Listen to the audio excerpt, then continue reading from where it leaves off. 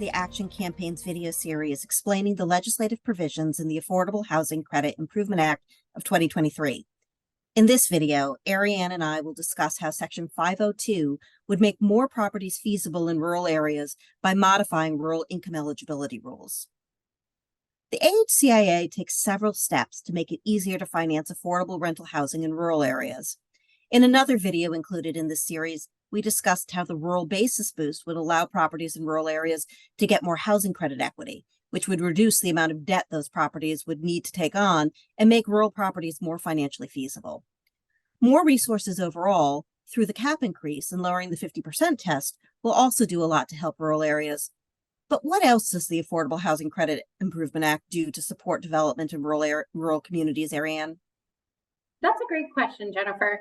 The bill would also modify rural income eligibility and rent rules for 4% credit properties, treating income eligibility and rents the same way they are treated for the 9% developments. Why are 9% developments and 4% developments treated differently now? Congress enacted some rules for the 9% program over a decade ago that included a change to rural income eligibility and rent rules, but it never applied those changes to the 4% program. The change on the 9% side has helped make more 9% properties feasible, and we think the same good result would happen if we were to apply the change to the 4% program. So what exactly is the modification? Well, as you know, rural areas often have extremely low median incomes. And with the housing credit, the amount of rent that can be charged is based on the area median income. For 9% developments, the income and rent levels are now based on the greater of the area median income or the national non-metropolitan median income.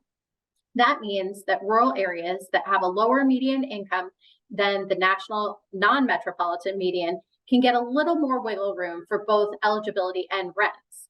The AHCIA would apply this to the 4% side of the program as well.